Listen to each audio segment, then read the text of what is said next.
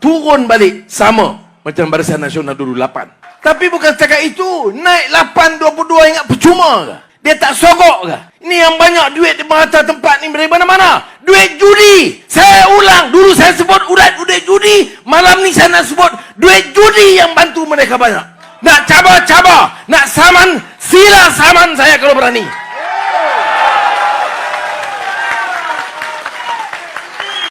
Masa UMNO takat 8.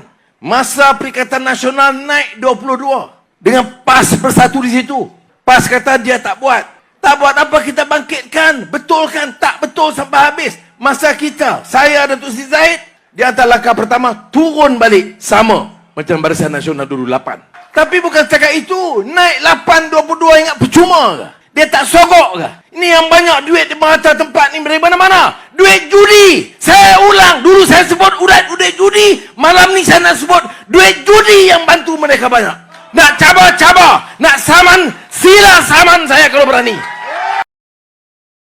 Turun balik sama macam Barisan Nasional dulu 8. Tapi bukan setakat itu, naik 8.22 ingat percuma ke? Dia tak sogok ke? Ini yang banyak duit di merata tempat ni dari mana-mana. Duit judi. Saya ulang, dulu saya sebut duit judi, malam ni saya nak sebut duit judi yang bantu mereka banyak. Nak cabar-cabar, nak saman, sila saman saya kalau berani.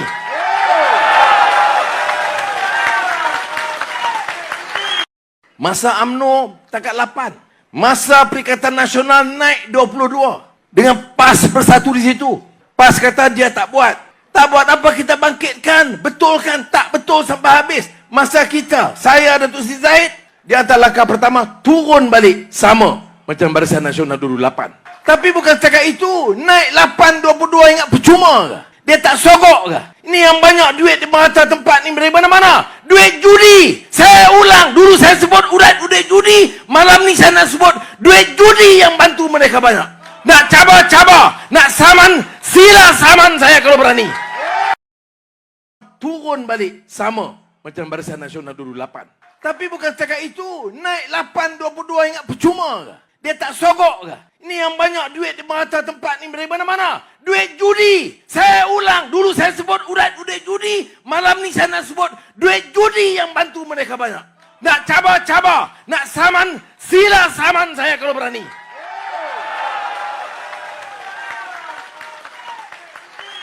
Masa UMNO takat 8. Masa Perikatan Nasional naik 22. Dengan PAS bersatu di situ. PAS kata dia tak buat. Tak buat apa, kita bangkitkan. Betulkan, tak betul sampai habis. Masa kita, saya dan Datuk Seri Zahid, di antara langkah pertama, turun balik sama macam Barisan Nasional dulu 8. Tapi bukan setakat itu, naik 8.22 ingat percuma ke? Dia tak sogok ke? Ini yang banyak duit di merata tempat ni dari mana-mana. Duit judi. Saya ulang, dulu saya sebut duit judi, malam ni saya nak sebut duit judi yang bantu mereka banyak. Nak cabar-cabar, nak saman, sila saman saya kalau berani. Salam sejahtera Malaysia, Denyut Nadi Suara Rakyat bergema di channel ini. Berita amat duka cita untuk seluruh warga Malaysia. Untuk seluruh rakyat Malaysia, kita baru saja dikejutkan dengan satu berita yang sangat mengejutkan, malah menyedihkan seluruh Malaysia. Dan saya fikir ini kita patut sama-sama, tak kiralah apapun pahaman kita, tetapi perlulah untuk sama-sama mendoakan beliau. Doktor dengan ini mengesahkan Salahuddin mengalami pendarahan otak. Kita berdoa semoga Salahuddin dapat pulih semula dan dapat sembuh sepenuhnya. Doktor pakar pada hari ini telah mengesahkan Menteri Perdagangan dan Dalam Negeri dan Kos Sara Hidup atau KPDN, Datuk Seri Salahuddin Ayub telah pun mengalami pendarahan otak. Setiausaha akbar beliau iaitu Syakirin Husnal dalam satu kenyataan hari ini berkata Salahuddin kini sedang menjalani pembedahan di Hospital Sultan Nabahiyah di Alor-Star di negeri Kedah. Syakirin berkata Salahuddin dikejarkan ke wad kecemasan pada kira-kira jam 10.15 malam tadi dan mendapat rawatan serta mengalami mual dan muntah-muntah. Pihak pejabat Menteri KPN akan memaklumkan mengenai perkembangan kesihatan beliau dari semasa ke semasa katanya.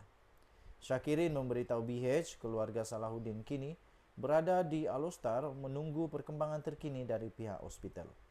Sementara itu, Ketua Angkatan Wanita Amanah Nasional atau dikenali sebagai AWAN, iaitu Aida Yusuf Rawah, memberitahu BH Salahuddin dijadwalkan berada di Pulau Pinang sepanjang hari Sabtu.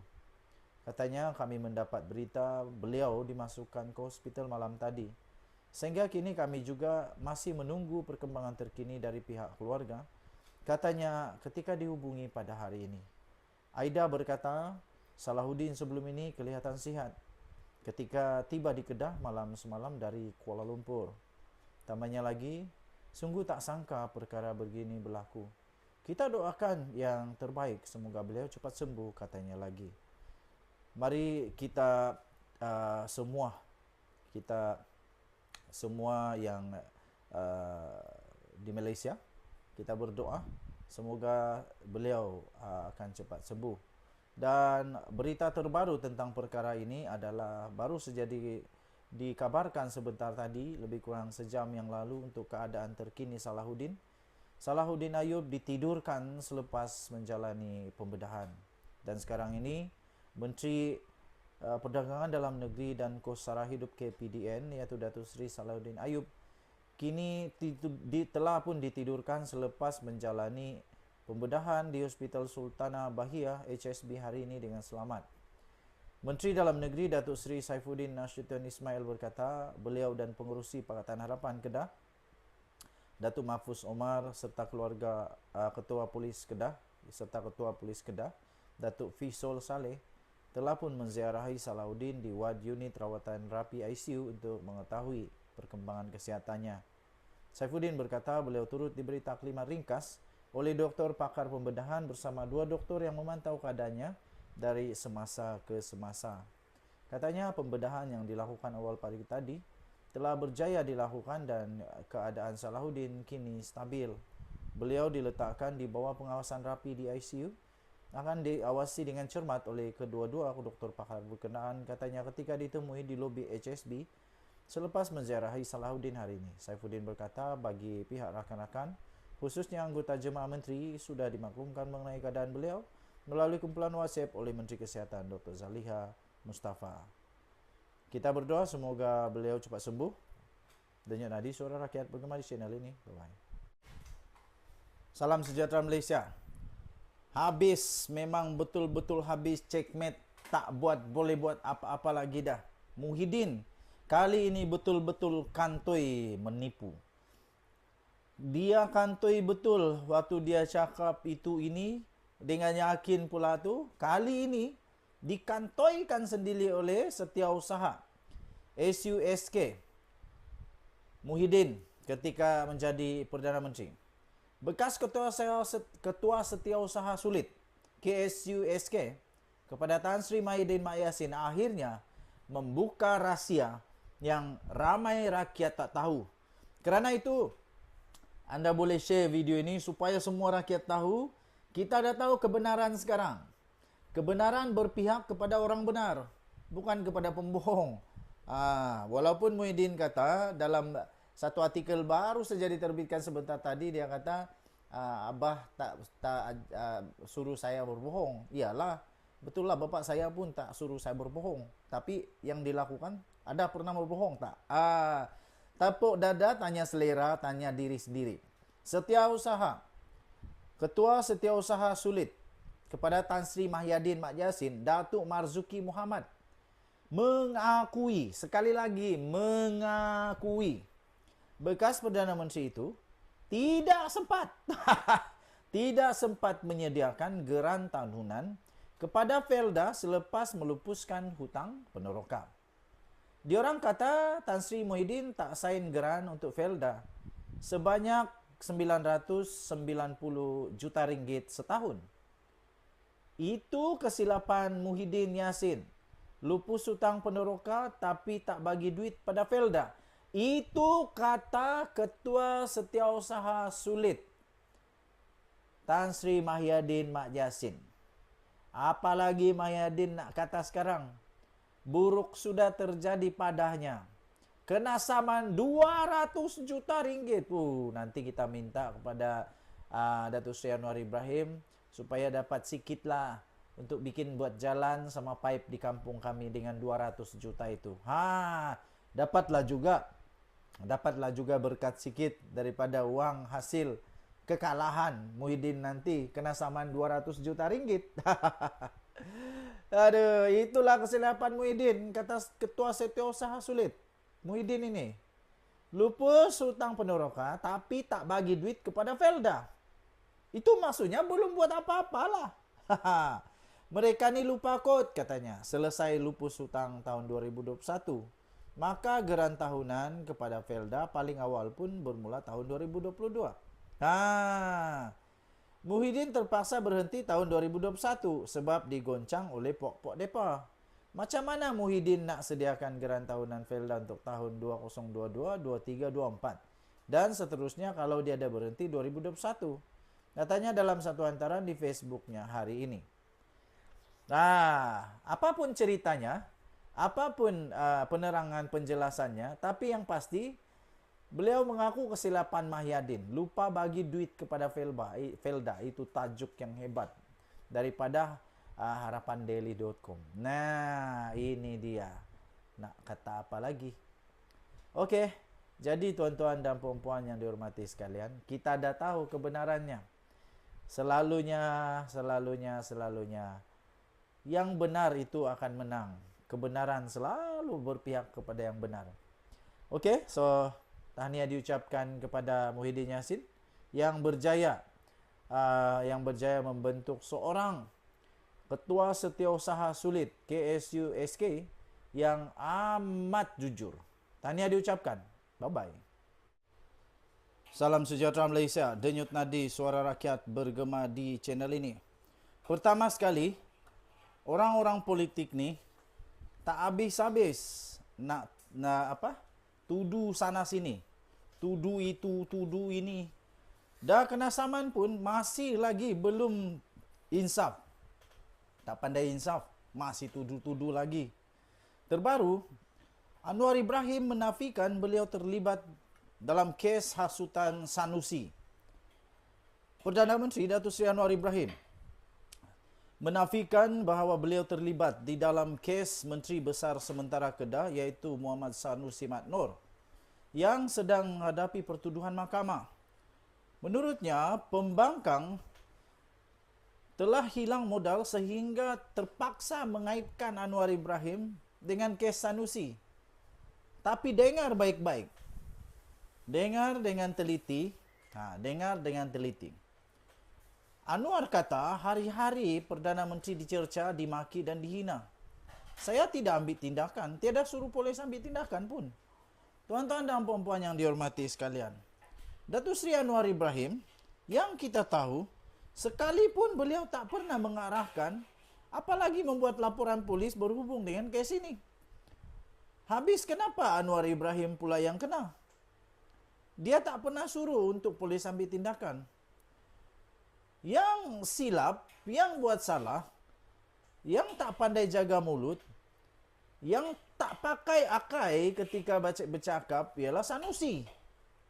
Yang mempertahankan Sanusi adalah orang-orang yang pada saya tak sedar diri. Dah salah masih dipertahankan. Apa yang nak dipertahankan lagi kalau memang terang-terangan salah dan terang-terangan telah menyinggung raja kita? Kata Anwar lagi, tapi cerca dan singgung raja itu nasib kamu lah. Saya tambah sikit, padan muka. Jadi yang buat laporan polis itu Dewan Diraja Selangor. Yang buat laporan polis bukan Anwar. Yang buat laporan polis itu Dewan Diraja Selangor. Sanusi, Hamzah Zainuddin, Tuan Ibrahim Tuanman. Kamu tahu tak? Yang buat laporan polis bukan Anwar, Dewan Diraja Selangor. Yang kamu cuba persoalkan sekarang ini adalah apa? Kamu sedarkah yang kamu sedang cuba-cuba untuk melawan Dewan Diraja Selangor? Pada hemat saya lah. Bolehkah Dewan Diraja Selangor membuat laporan polis tanpa perkenan Sultan? Tidak. Nah, inilah. Sebelum Dewan Diraja Selangor buat laporan polis, mesti ada perkenan daripada Sultan. Makna kata, memang Sanusi dah sentuh betul-betul institusi Diraja Negeri Selangor. Dan Kebawah Duli Yang Maha Mulia Sultan Selangor tak suka dengan perkara itu. Lagi satu, Sanusi masuk rumah orang agak-agak lah. Cuba cuba jaga adab. Kita sebagai tetamu kalau masuk rumah orang kena jaga adab. Dah orang terima kita masuk rumah, buat cara tetamu lah, bukan buat cara kamu tuan pada rumah. Tak tahu malu kah? Kemudian Pesuruhjaya PAS Selangor sendiri pergi jumpa Sultan, minta ampun. Dan selepas itu Sultan Selangor bertitah bahwa kes itu belum selesai. Andainya Sanusi memang tak bersalah, saya fikir Kebawah Duli Yang Maha Mulia Sultan Selangor terus saja mengampuni dia. Tapi itulah sarang tebuan jangan kau jolok. Bila dah jolok jangan salahkan orang. Kalau tersengat padan muka lah, apa boleh buat? Kita mesti hormati institusi diraja, jangan main-main. Sentuh-sentuh istana institusi diraja apa hal? Tuanku Tita kes belum selesai, maka Ketua Polis Negara buat kenyataan dia Sanusi ditangkap dan didakwa. Lepas tu Sanusi buat tak tahu pula dia bakal kena tangkap. Apa pula salah Perdana Menteri? Apa pula salah Perdana Menteri ni? Aduh, pembangkang dah tak ada modal agaknya. Kamu ni cakap tanggung lah. Hebat sangat kan? Katanya selepas merasmikan Majlis Sentuhan Kasih Desa Selangor dan mini karnival usahawan desa di Stadium Sungai Besar Sabak Bernam pagi tadi. Sanusi telah dituduh di mahkamah pada 18 Julai lalu atas 2 pertuduhan menghasut berhubung isu pelantikan Menteri Besar Selangor dan penubuhan Kerajaan Perpaduan. Mengikut kedua-dua pertuduhan tersebut, Sanusi didakwa telah melakukan perbuatan yang mempunyai kecenderungan menghasut dengan menyebut perkataan yang mempunyai kecenderungan untuk membangkitkan perasaan tidak setia terhadap mana-mana raja. Penyandang kerusi Dewan Undangan Negeri Dun Jeneri itu dituduh melakukan kedua-dua kesalahan terbabit di Simpang 4 Taman Selayang Mutiara, Kampung Bendahara, Gombak dekat Kuala Lumpur pada 11 malam 11 Julai lepas. Dan kedua-dua pertuduhan itu dikemukakan mengikut Seksyen 4-1A Akta Hasutan 1948 dan Sanusi boleh dihukum mengikut Seksyen 4-1 Akta yang sama yang membawa hukuman denda sehingga RM5,000 atau penjara maksimum 3 tahun. 3 tahun penjara. 3 tahun penjara atau kedua-duanya jika sabit kesalahan. Sanusi bagaimanapun tidak mengaku bersalah. Ini yang saya pening betul ni. Kenapa Sanusi tak mengaku bersalah? Sepatutnya Sanusi mengaku bersalah dan mohon maaf betul-betul kepada Kebawah Duli Yang Maha Mulia Sultan Selangor. Manalah tahu Sultan Selangor berkenan, hati baginda sudah sejuk, sudah reda. Baginda berkenan untuk mengampuni. Tapi dengan Sanusi mengaku tak bersalah, maknanya dia sedia untuk melawan. Nak lawan apa? Kamu lawan siapa sebenarnya Sanusi? Hamzah Zainuddin, kamu nak lawan siapa sebenarnya? Tuan Ibrahim, nak lawan siapa sebenarnya? Sanusi bagaimanapun mengaku tidak bersalah terhadap kedua-dua pertuduhan terhadapnya yang dibacakan secara berasingan di hadapan Hakim Nur Rajia Madzin dan Hakim Osman Effendi Muhammad Saleh. Kedua-dua hakim bagaimanapun membenarkan Muhammad Sanusi diikat jamin sebanyak RM5,000 dengan seorang penjamin bagi setiap pertuduhan dan mengarahkan tertuduh tidak membuat sebarang komen berhubung kes itu sehingga kes berkenaan selesai serta menetapkan pada 4 Oktober ini untuk sebutan kes bagi serahan dokumen. Kalau tiba-tiba nanti Sanusi menang di pilihan raya negeri Kedah, dia menang dilantik Menteri Besar tapi tiba-tiba bulan Oktober kalah, dia kalah akhirnya terpaksa letak jawatan juga. Aduh, jadi lebih baik janganlah pilih Sanusi untuk jadi Menteri Besar Kedah. Manalah tahu dia kalah, sia-sia aja nanti letak jawatan pula. Denyut nadi suara rakyat bergema di channel ini. Jangan lupa untuk tekan butang subscribe, like dan share. Malaysia kita punya, cintai Malaysiaku, kita jaga kita. Kita jumpa lagi. Selamat berhujung minggu pada anda semua. Bye.